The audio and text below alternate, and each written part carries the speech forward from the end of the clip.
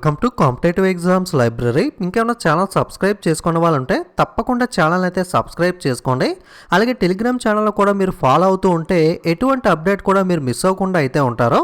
Today వీడియోలో మనం staff selection commission SSC నుండి విడుదలైన సిహెచ్ఎస్ఎల్ అంటే combined higher secondary level 10+2 level నోటిఫికేషన్కి సంబంధించిన డీటెయిల్స్ అయితే తెలుసుకుందాం.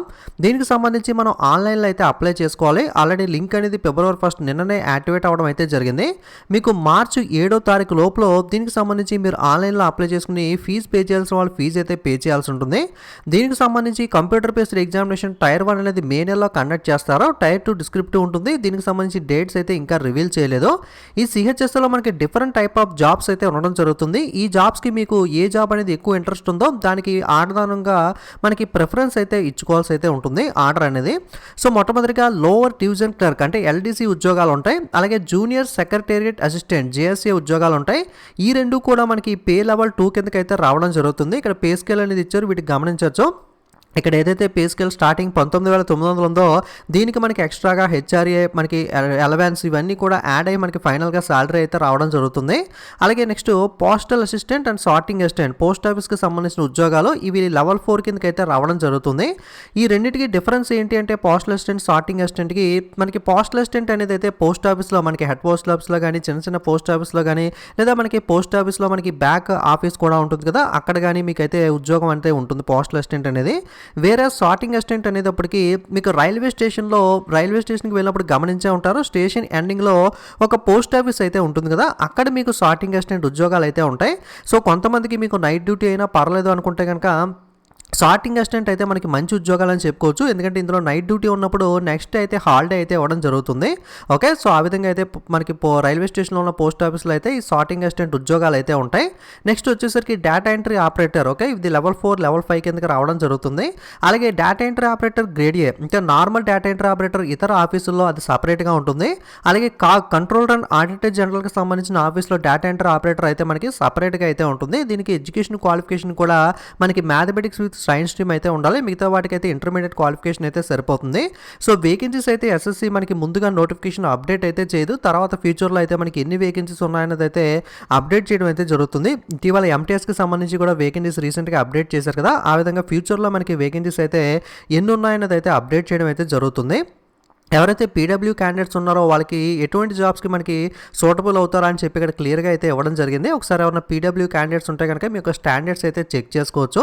దీనికి సంబంధించి మీకు అప్లై చేసుకోవడానికి ఏజ్ లిమిట్ విషయానికి వస్తే 1/1/2022 నాటికి మీరు ఎగ్జాక్ట్గా ఏజ్ క్యాలిక్యులేట్ చేసుకుంటే 18 నుండి 27 సంవత్సరాల లోపు ఏజ్ ఉంటే కనుక మీరు అప్లై అయితే చేసుకోవచ్చు. ఎవరైతే ఎస్సీ ఎస్టీ క్యాండిడేట్స్ ఉంటారో 27+5, ఓబీసీ వాళ్ళకి 27+3, మనకి పీడబ్ల్యూ అన్రిజర్వ్ వాళ్ళకి 27+10 దాకా కూడా మీరైతే అప్లై అయితే చేసుకోవచ్చు.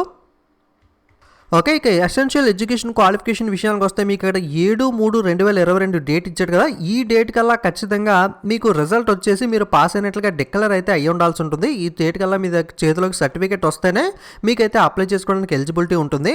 సో మనకి కాగ్ డిపార్ట్మెంట్లో డిఈఓ తప్ప మిగతా వాటన్నిటికీ ఎల్డీసీ, జేఎస్ఏ, పిఏఎస్ఏ, డిఈఓ వీటన్నిటికీ కూడా మనకి 12th స్టాండర్డ్ అంటే మీరు ఇంటర్మీడియట్ కానీ లేదా ఈక్వలెంట్ అంటే 10+2 ఫార్మేట్లో ఏదైనా ఎడ్యుకేషన్ కంప్లీట్ చేసి ఉంటే కనుక రికగ్నైజ్డ్ బోర్డ్ యూనివర్సిటీ నుండి ఈ జాబ్స్ అన్నిటికీ కూడా మీరు అప్లై చేసుకోవచ్చు.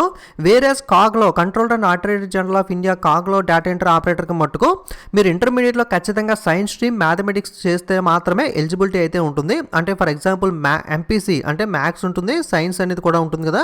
సో బైపీసీ చేస్తే ఎలిజిబిలిటీ ఉండదు, ఎందుకంటే సైన్స్ ఉన్నప్పటికీ మ్యాథమెటిక్స్ కాంబినేషన్ ఉండదు కాబట్టి.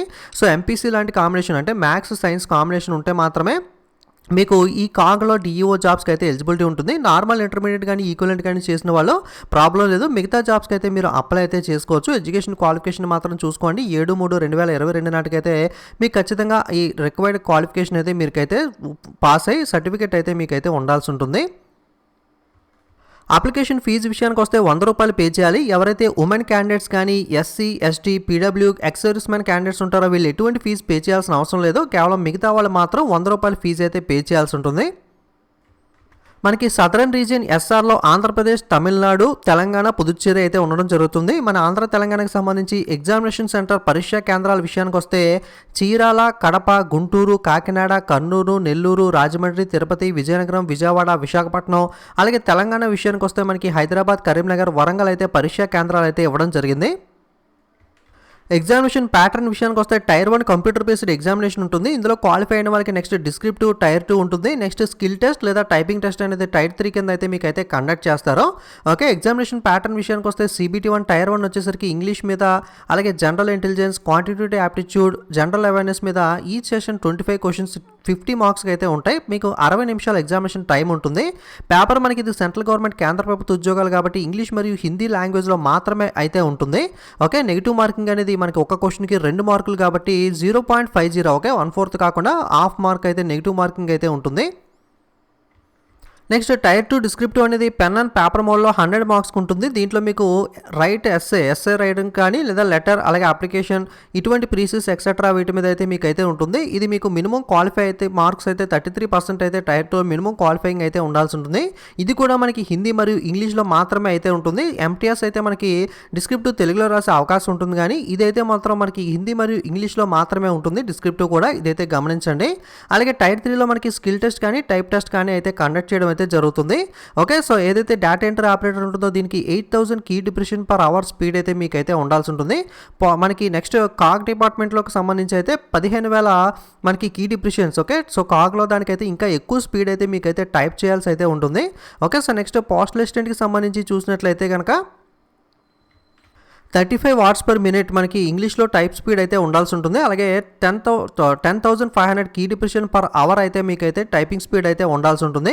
మీకు 10 మినిట్స్ అయితే మనకి కంప్యూటర్ టెస్ట్ అనేది ఒక ప్యాసేజ్ ఇచ్చి మీకు అయితే యాక్యురసీగా టైప్ చేయమని అయితే అడగడం అయితే జరుగుతుంది.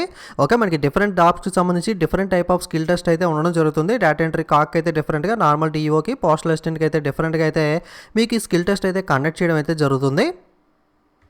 ఓకే, నోటిఫికేషన్లోనే మీకు 31వ పేజీలో ఎలా అప్లై చేయాలని చెప్పి స్క్రీన్ షాట్స్తో క్లియర్గా అయితే ఇవ్వడం జరిగింది. మీరు ఒకసారి చెక్ చేసుకుని నోటిఫికేషన్ మొత్తం కూడా క్లియర్గా చూసుకున్న తర్వాత ఈ స్క్రీన్ షాట్స్ అవి పరిశీలించుకుని మీరు ఇదే విధంగా ఆన్లైన్లో అయితే అప్లై అయితే చేసుకోవచ్చు. ఓకే, ఇది మనకి SSC CHSLకి సంబంధించిన నోటిఫికేషన్ డీటెయిల్స్ అనేవి లింక్ డిస్క్రిప్షన్లో ఇస్తాను. మీరు కూడా క్లియర్గా చెక్ చేసుకున్న తర్వాత అప్లై చేయండి. అలాగే మీ ఫ్రెండ్స్ అందరికీ కూడా షేర్ చేస్తే వాళ్ళు కూడా ఇన్ఫర్మేషన్ తెలుసుకుని ఎలిజిబిలిటీ ఉంటే అప్లై అయితే చేసుకుంటారు. Okay, thank you.